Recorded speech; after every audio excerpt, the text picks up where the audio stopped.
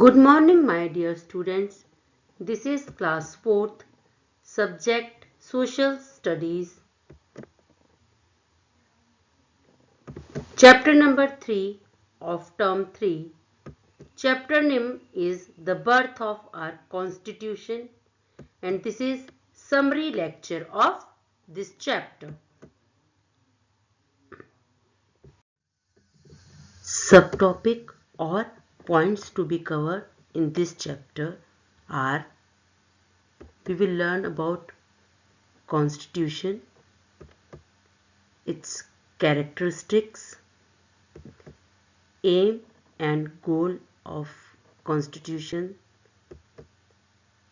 our national goals, our fundamental rights, our fundamental duties, and directive principles of state policy. We will cover all these points in this chapter.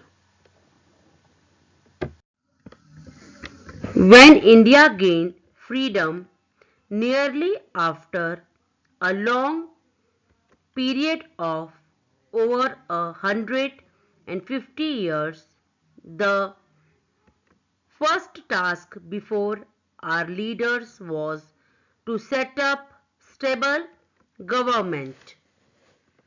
India को जब अंग्रेजों से काफ़ी साल बाद आज़ादी मिली थी, तो जो फ्रीडम जो इंडिया को मिली थी उसमें लीडर्स के पास सबसे पहला फ्री इंडिया के पास जो सबसे पहला जो टास्क था वो ये था कि उनके पास एक स्टेबल गवर्नमेंट हो, क्योंकि उससे पहले अंग्रेज उस पर इंडिया पर शासन कर रहे थे।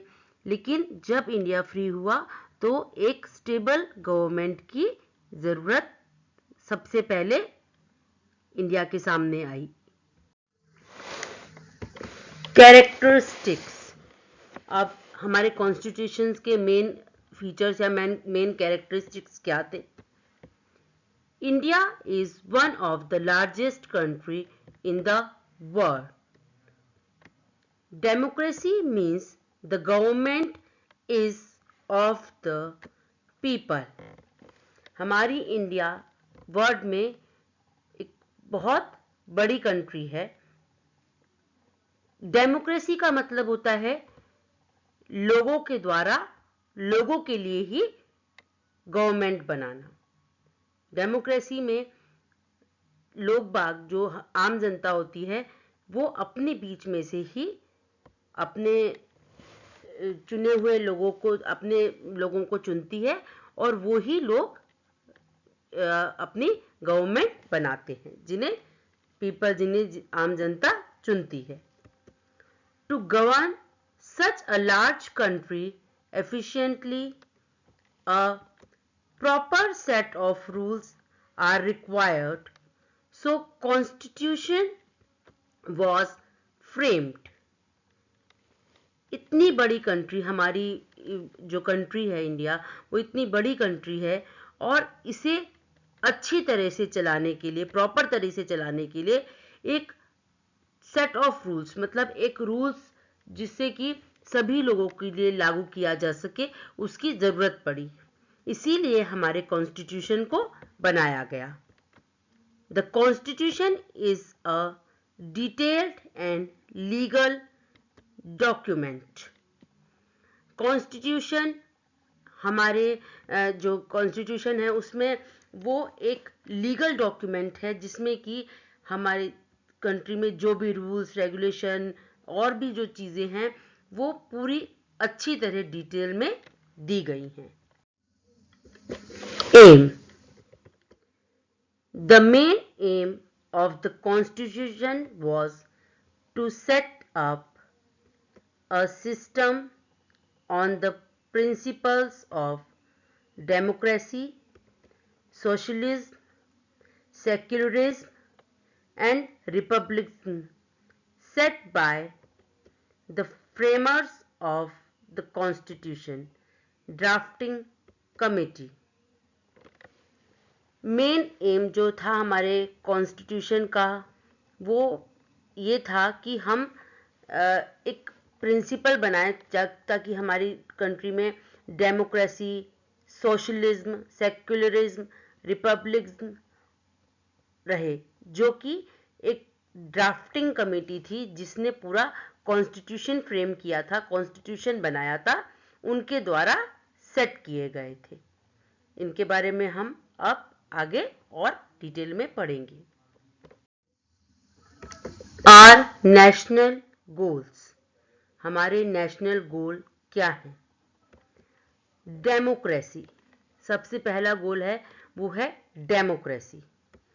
Constitution of India states that India is a democratic country and that we, the people of India, have the right to choose our government.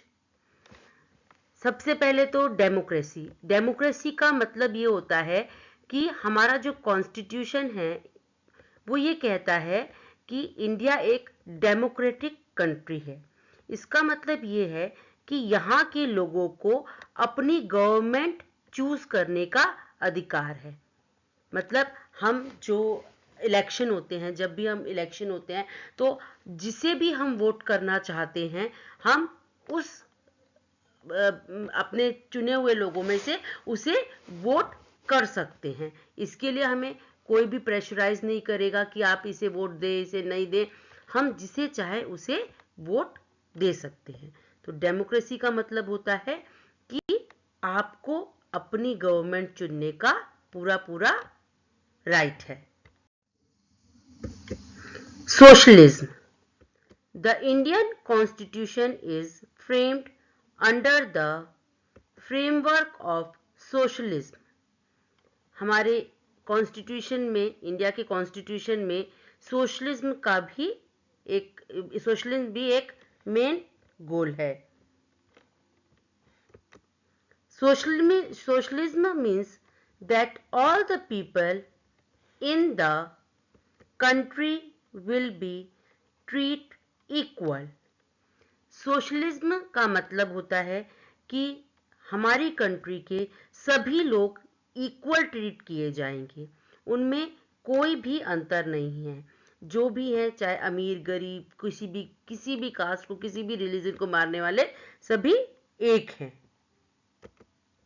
There will be no discrimination between rich and the poor. The laws are made to the benefit everyone. Discrimination का मतलब होता है भेदभाव करना। हमारे country में, हमारे constitution में ये कहा गया है कि हमारी कंट्री में किसी के बीच भी भेदभाव नहीं रहेगा, चाहे वो रिच हो, चाहे वो पुअर हो। सभी के लिए लॉ जो हैं वो एक समान बनाए गए हैं, उसका लाभ सभी को, उसका बेनिफिट सभी को एक जैसे मिलेगा। So there is no discrimination between people in our country. Secularism. India is a land of diverse religions. इसका मतलब ये है कि हमारे इंडिया में बहुत से रिलीजन हैं, बहुत से अलग अलग धर्मों को मानने वाले लोग हैं। Our Constitution declares India to be a secular state. It means that India has no official religion of its own. The people of India are to be practice and worship any religion they believe in. Secularism का means ये है कि हमारी India जो है वो, हमारे constitution ने इंडिया को एक सेक्युलर स्टेट माना है। इसका मतलब इसकी अपना कोई भी एक धर्म, अपना कोई भी एक रिलीजन नहीं है। ये धर्मनिरपेक्ष है, मतलब ये किसी एक धर्म को नहीं मानता, किसी एक रिलीजन को नहीं मानता। यहाँ पर रहने वाले लोग अपने किसी भी धर्म को मान सकते हैं, भगवान की पूजा कर सकते हैं, अर्चना कर सकते हैं जिसमें वो विश्वास करते हैं। हमारा कॉन्स्टिट्यूशन कहता है कि उन्हें किसी भी एक धर्म को मानने के लिए बाध्य नहीं किया जा सकता, उन पे कोई कंपल्शन नहीं है। वो जिस भी रिलीजन को मानना चाहें, जैसे भी पूजा करना चाहें, वो इसके लिए फ्री हैं। Republican. The Constitution declares India to be a republic. It means that the head of the state, the president, is elected by the people. हमारे कॉन्स्टिट्यूशन ने इंडिया को एक रिपब्लिक माना है, डिक्लेयर किया है। इसका मतलब यह है कि किसी भी स्टेट का हेड हो, चाहे वो प्रेसिडेंट हो, उनसे लोगों के द्वारा ही चुना जाएगा। The president is not a hereditary ruler like the British monarch. जैसे ब्रिटिशर्स के यहाँ पर एक ही जो फैमिली होती है, उसी के हेरिडिटरी मतलब उसी के आगे जो उनका वंश बढ़ता जाता है वो ही रूल करते हैं। लेकिन हमारे यहाँ जो प्रेसिडेंट हैं, जो फर्स्ट पर्सन जो बोले जाते हैं, उन्हें हेरिडिटरी नहीं रूल किया जाता। मीन्स वो हेरिडिटरी आगे नहीं है कि एक ही फैमिली के लोग ही आगे प्रेसिडेंट बनेंगे, बल्कि उन्हें प्रेसिडेंट को भी लोग बाग अपने में से ही इलेक्ट करते हैं, अपने में से ही चुनते हैं। Thus, our country is a democratic, socialist and secular country. इसी वजह से जो हमारे कॉन्स्टिट्यूशन में लिखा गया है कि हमारी कंट्री एक डेमोक्रेटिक कंट्री है, सोशलिस्ट कंट्री है, सेक्युलर कंट्री है। Now fundamental rights. हमारे कॉन्स्टिट्यूशन में हम लोगों को, यहाँ के रहने वाले लोगों को कुछ फंडामेंटल राइट्स दिए गए हैं जिसके बारे में जानना बहुत जरूरी है। The fundamental rights are the basic human rights. Every human being has the right to enjoy these rights as they have been guaranteed by the Constitution. Fundamental rights होते हैं जो कि कुछ बेसिक ह्यूमन राइट्स होते हैं, कुछ मूल अधिकार जो हमें मिले हुए हैं, जो हमारे कॉन्स्टिट्यूशन ने हमें दिए हैं, और हमें इनके बारे में पता होना चाहिए, हमें इनकी बारे में जानकारी होनी चाहिए ताकि हम अपने राइट्स का पूरी तरह यूज कर सके। Every citizen in a democratic country like India needs these rights in order to grow into a responsible citizen. A citizen can go to the court if he or she is denied these rights. हमारे जो democratic country है, India हमारी एक democratic country है, तो ये rights हमें इसीलिए दिए गए हैं ताकि हम, हमारी जो कंट्री है, यहाँ के सिटीजन और ज़्यादा रिस्पॉन्सिबल बन सकें और ये अपने राइट्स का पूरी तरह से यूज़ कर सकें। अगर इंडिया के किसी सिटीजन को इन राइट्स को मानने से या उनको यूज़ करने से मना किया जाता है तो वो इसके अगेंस्ट कोर्ट में भी जा सकते हैं। India is a democratic country. The Constitution allows its citizens to enjoy equal rights. They have freedom to express their views. There is no discrimination on the basis of religion, race, caste, sex, etc.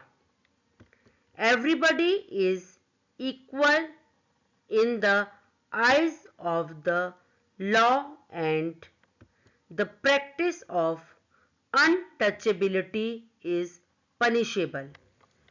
हमारी country जो India है ये एक democratic country है.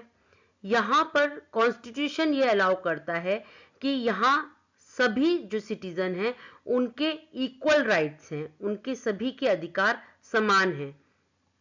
ये सब अपने view express करने के लिए, अपने विचार एक्सप्रेस करने के लिए फ्री हैं. किसी को भी अपनी बात कहने से रोका नहीं जा सकता. किसी भी बेस पे, चाहे वो अमीर गरीब हो, चाहे वो रिलीजन के बेस पे हो, किसी भी धर्म के बेस पे हो, किसी भी कास्ट के बेस पे हो, किसी भी कोई भी स्त्री पुरुष बच्चे किसी भी बेस पर कोई डिस्क्रिमिनेशन या कोई भेदभाव नहीं किया जाएगा. सभी इक्वल हैं, सभी के लिए राइट्स बराबर हैं. सभी लोग जो हैं यहाँ इंडिया के जो सिटीजन हैं, लॉ की नज़र में, कानून की नज़र में सभी इक्वल हैं, सभी बराबर हैं. और अनटचेबिलिटी मतलब छुआछूत को यहाँ पर पनिशेबल माना गया है.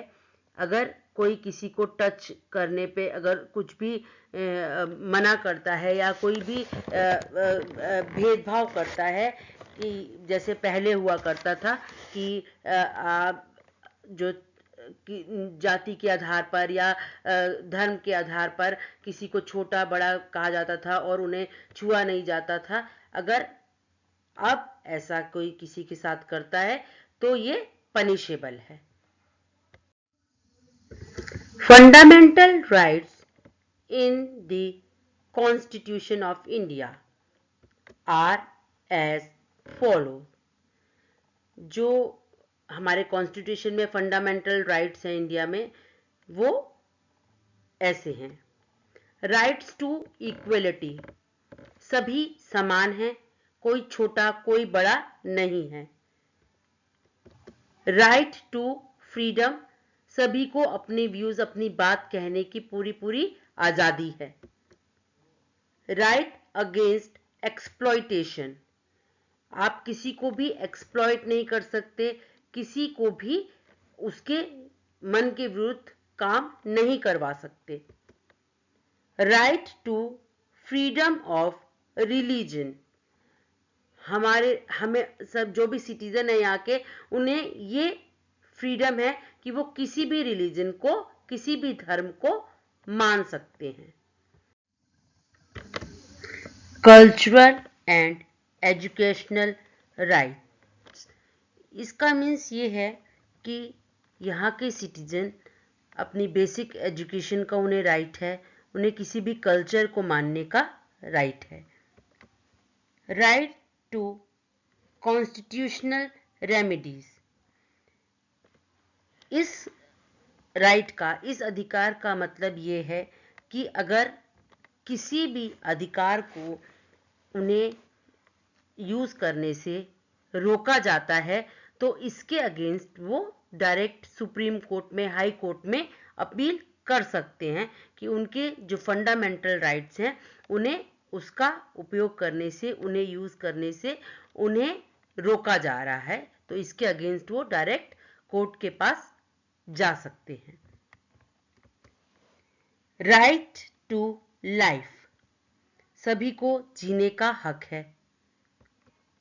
राइट टू एजुकेशन, सभी को शिक्षा प्राप्त करने का अधिकार है. राइट टू इंफॉर्मेशन, इस राइट का ये मतलब है कि Indian citizen the right to access information about any public authority or institution including non-government organization substantially funded by the government.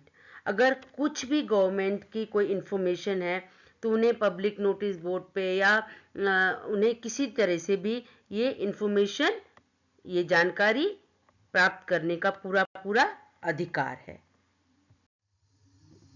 Now fundamental duties. Along with fundamental rights, every citizen also has basic duties towards the nation. These are social and moral obligation to ensure peace and progress of the country. जैसे हर citizen के अपने कुछ fundamental rights हैं जो अभी हमने पढ़े, उसी तरह हर सिटीजन की अपने नेशन के लिए, अपने देश के लिए कुछ ड्यूटीज भी हैं। ये सोशल और मोरल ऑब्लिगेशन है ताकि हमारी कंट्री में पीस रह सके, शांति रह सके और हमारी कंट्री प्रोग्रेस कर सके, हमारी कंट्री आगे बढ़ सके। इसके लिए हम सभी जो भी सिटीजन हैं उन्हें अपने फंडामेंटल ड्यूटीज को भी फॉलो करना चाहिए, उन्हें अपनी फंडामेंटल ड्यूटीज भी पता होना चाहिए।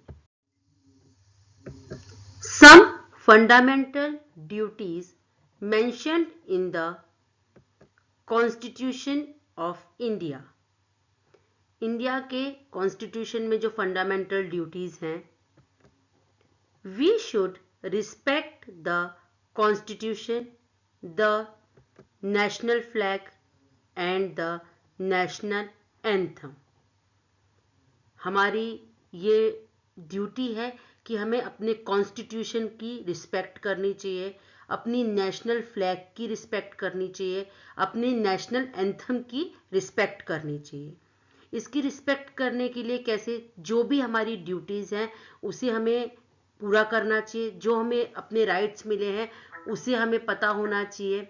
नेशनल फ्लैग का रिस्पेक्ट करने के लिए हमें उसे कभी भी पैरों में जो है नहीं आने देना चाहिए, कभी भी हमें तिरंगे को कहीं ऐसे ही फेंकना नहीं चाहिए, उसको पूरे रिस्पेक्ट के साथ उठाना चाहिए, उसे पूरे रिस्पेक्ट के साथ रखना चाहिए। ऐसे ही नेशनल एंथम गाते टाइम या कहीं चल भी रहा हो तो आपको बैठना नहीं चाहिए, जैसे ही नेशनल एंथम आप कहीं भी सुने तो आपको खड़े हो जाना चाहिए। तो ये सब करके हम अपने कॉन्स्टिट्यूशन का, अपने नेशनल फ्लैग और नेशनल एंथम को रिस्पेक्ट देते हैं। We should help to keep our nation United.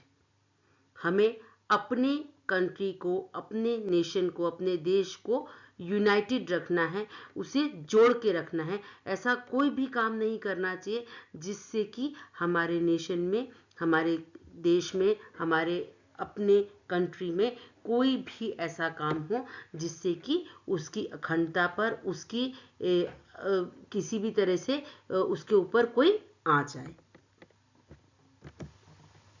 We should come forward to help and sacrifice for our nation when required. हमें हमेशा अपनी कंट्री के लिए, अपने नेशन के लिए, अपने राष्ट्र के लिए, उसे अगर हमारी ज़रूरत है तो अपनी सेक्रीफाइस करने के लिए, उसके लिए हमें तैयार रहना चाहिए। हमें हमेशा अपनी कंट्री की हेल्प करने के लिए, उसको बचाने के लिए, किसी भी तरह से उसके ऊपर, चाहे उसके लिए हमें अपनी लाइफ भी सेक्रीफाइस करना पड़े, हमें हमेशा तैयार रहना चाहिए। जैसे हमारे बॉर्डर पे हमारे जो जितने भी सैनिक हैं, जो सोल्जर्स हैं, वो बिना अपनी जान की परवाह किए हुए हमारी कंट्री की 24 घंटे रक्षा करते हैं ताकि हम आराम से रह सके। तो इसी तरह से हमें भी अपनी लाइफ सेक्रीफाइस करने के लिए, अपनी नेशन के लिए हमेशा तैयार रहना होगा जब भी हमारी कंट्री को, हमारे नेशन को हमारी ज़रूरत हो। We should promote the feeling of brotherhood and oneness amongst ourselves and respect each other's right. हमें आपस में भाईचारा बढ़ाने के लिए, एकजुटता के लिए और अपने और दूसरों के राइट्स की हमेशा रिस्पेक्ट करनी चाहिए। हमें जो राइट्स मिले हुए हैं और वही राइट्स दूसरे को मिले हुए हैं, तो हमें इस बात की रिस्पेक्ट करनी चाहिए कि हम किसी की दूसरे की राइट्स को भी कोई भी उसको किसी तरह से भी हानि ना पहुंचाए, उसे किसी भी तरह से एक्सप्लॉइट ना करे। We should protect and preserve our environment.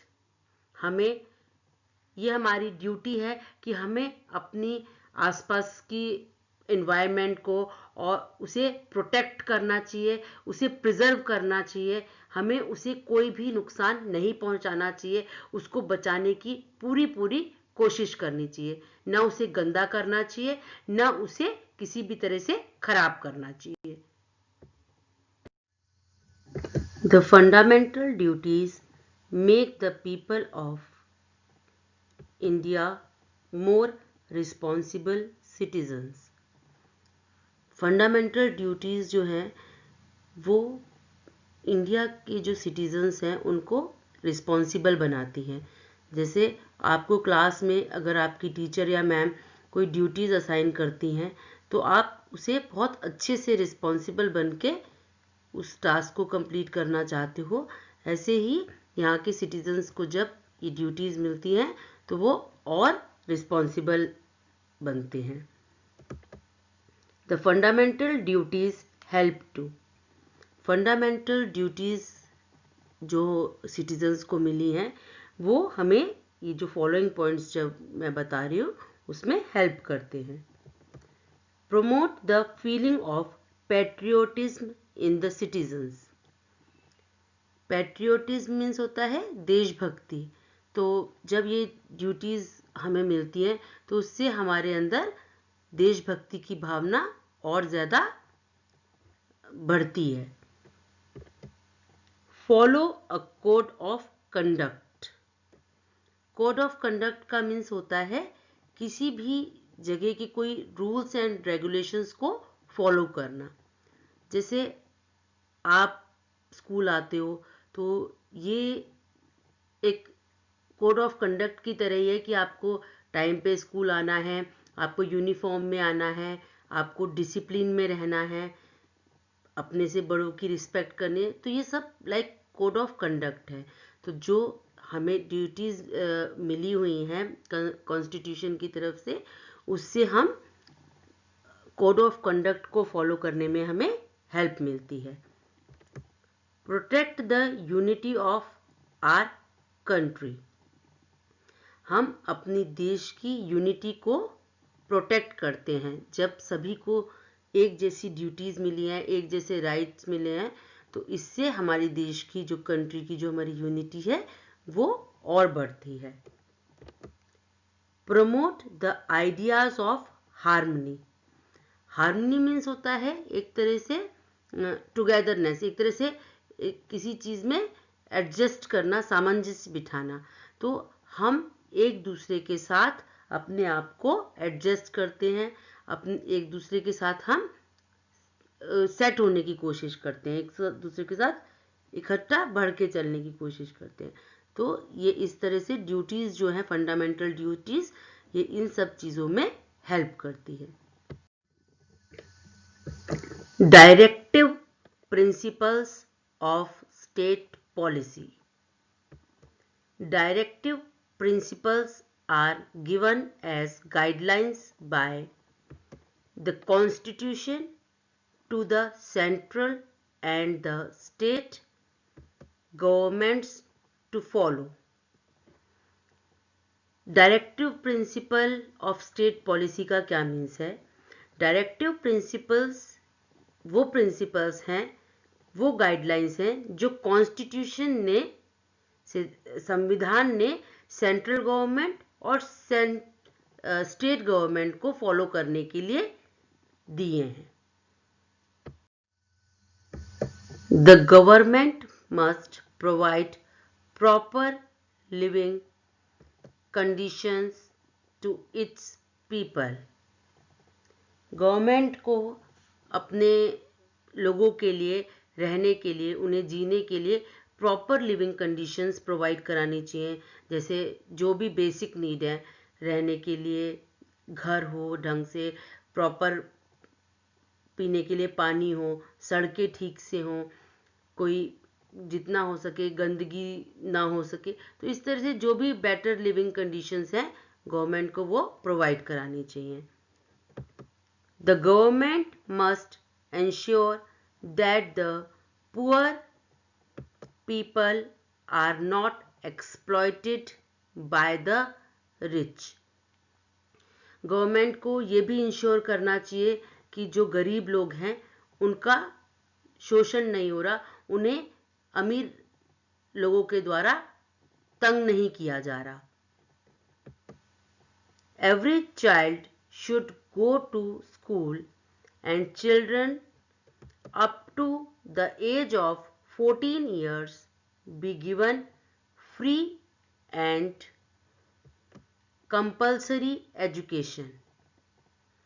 सभी बच्चों को शिक्षा का हक है। सभी बच्चों को जो कि कम से कम 14 इयर्स तक हैं उन्हें फ्री में शिक्षा मिलनी चाहिए, या पैसों की कमी की वजह से या किसी भी कमी से उनकी शिक्षा नहीं रुकना चाहिए। तो गवर्नमेंट को ये देखना चाहिए कि इस एज तक के बच्चों को बेसिक कंपल्सरी एजुकेशन मिल सके। Better living conditions for backward classes like the scheduled caste and scheduled tribes. Scheduled caste और जो शेड्यूल्ड ट्राइब्स हैं उनके लिए बेटर मतलब अच्छी लिविंग कंडीशंस को प्रोवाइड कराना चाहिए। The government should promote public health and prevent cow slaughter. Government को पब्लिक हेल्थ से रिलेटेड जो भी प्रमोशन करना हो, किसी बीमारी के बारे में जागरूक करना हो, उसकी प्रिवेंट करने के लिए क्या क्या तरीके किए जा सकते हैं उनको पब्लिक को बताना चाहिए। और साथ ही साथ काउ स्लॉटर मतलब जो गायों को मारने वाले हैं, जो गौ हत्या है, उसे भी रोकना चाहिए। The government should promote forest wealth and the wildlife of our country. Government को फॉरेस्ट वेल्थ को बढ़ावा देना चाहिए, उसे किसी भी तरह से ख़त्म होने से बचाना चाहिए, क्योंकि हमने पढ़ा है, हमें पता है कि फॉरेस्ट पेड़ हमारे लिए कितने ज़्यादा ज़रूरी हैं, कितने यूज़फुल हैं।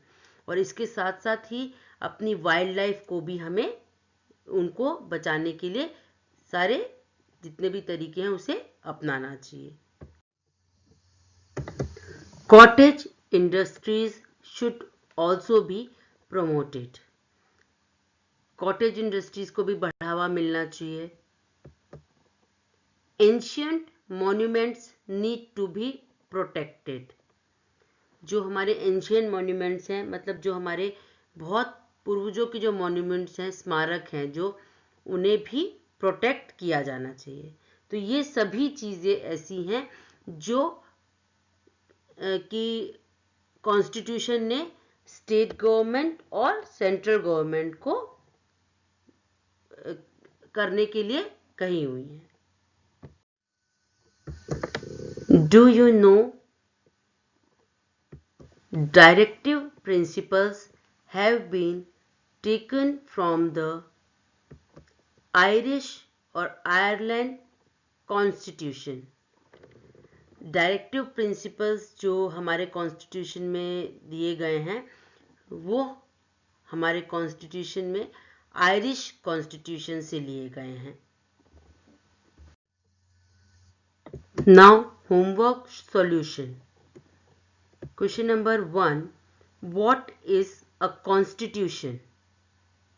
Answer, a constitution is a detailed and legal document, a set of rules or guidelines. Constitution एक डिटेल और लीगल डॉक्यूमेंट्स है जिसमें रूल्स और गाइडलाइंस दिए गए हैं। Question number 2, what do you mean by secularism?